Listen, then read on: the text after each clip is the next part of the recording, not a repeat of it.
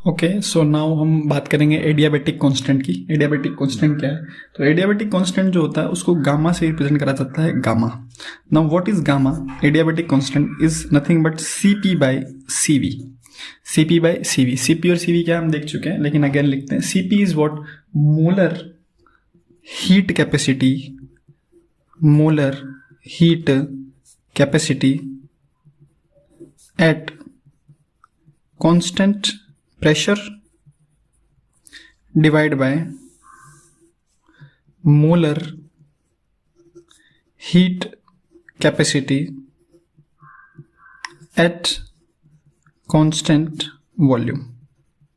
Okay, अब देखें CP बड़ा है हमेशा, तो एक चीज आपको ध्यान रखनी है कि गामा, इधर लिख लेते हैं, gamma is always greater than 1।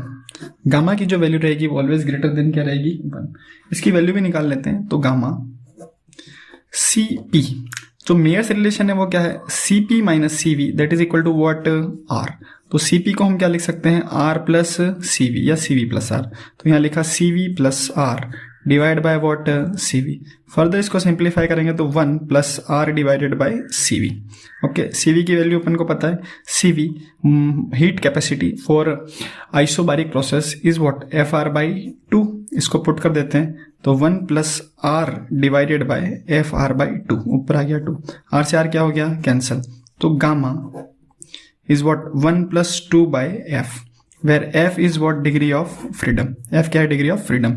तो जो गामा होता है, गामा की जो वैल्यू होती है एडियाबेटिक कांस्टेंट की, वो कितनी होती है? 1 प्लस 2 बाय एफ। क्लियर? अच्छा, कभी कभी 2-3 गैसें मिक्स हो जाती हैं, तो गामा अगर आपको मिक्स निकालना है, गामा मिक्सचर का निकालना है, तो आपको डिग्री ऑफ फ्रीडम भी किसकी यूज करनी पड़ेगी? मिक्सचर की। ये आपको उसमें सिखाया होगा काइनेटिक थ्योरी ऑफ गैसेस में। हम डिफरेंट गैसेस के लिए गामा की टेबल बनाएंगे। टेबल देखिए क्या है। चलें, सबसे पहले एक काम करते हैं, एक साइड लिख लेते हैं mono atomic gas, mono atomic. उसके बाद आएगी डाई एटॉमिक, उसके बाद पॉली एटॉमिक आएगी। लेकिन पॉली एटॉमिक के अंदर 2 केस हैं, लीनियर और नॉन लीनियर। तो मैं लिख लेता हूं पॉली एटॉमिक, पॉली एटॉमिक में 2 linear as well as non linear.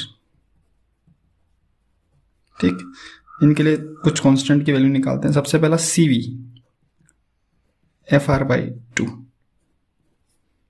ठीक है, उसके बाद हम निकाल सकते हैं सीपी।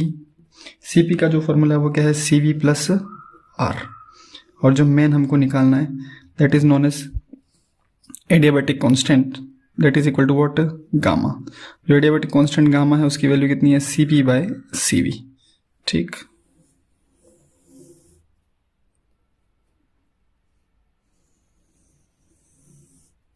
चले एक एक करके निकालते हैं। मोनो एटॉमिक गैस के लिए डिग्री ऑफ फ्रीडम कितना होता है? 3। तो इसकी वैल्यू कितनी होगी? 3r by 2। 3r by 2 plus r करोगे तो यहां से निकल के कितना आएगा? 5r by 2, 5r by 2। आगे बात करते हैं गामा। गामा की अगर बात करें तो वो क्या है? cp by cv। तो cp बाई cv करेंगे 2 r कैंसिल, तो that is not equal to what? 5 by 3। 5 by 3 को अपन लिख सकते हैं 1.66। क्लियर? डाई एटॉमिक गैस के लिए डिग्री ऑफ फ्रीडम कितना होता है? 5। तो हम लिखेंगे 5r बाई 2। 5 में यहाँ पे r जुड़ेगा, 5r बाई 2 प्लस r हो जाएगा, तो यहाँ पे निकल के आएगा 7r बाई 2, 7r बाई 2। और gamma adiabatic constant is what? 7 by 5, 7 by 5। तो 7 बाई 5 को सॉल्व करेंगे तो निकल के आएगा 1.4। पॉली एटॉमिक लीनियर की बात करें तो उसके लिए भी डिग्री ऑफ फ्रीडम कितना होता है? 3। तो 5r बाई 2।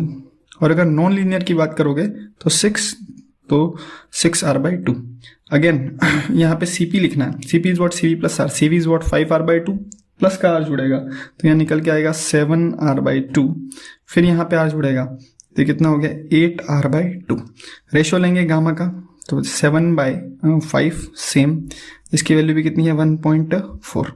यहाँ पे लेंगे तो कितना हो जाएगा? 8 बाई 6, और 8 बाई 6 को आप करेंगे तो निकल के आएगा 1.33। तो डिफरेंट गैसेस के लिए गामा की वैल्यू अगर ध्यान रख ले तो भी ठीक है, वरना आप निकाल लेंगे एग्जाम में ऑटोमेटिक। तो देखिए ध्यान से, गामा फॉर डिफरेंट गैसेस हमने लिखा है।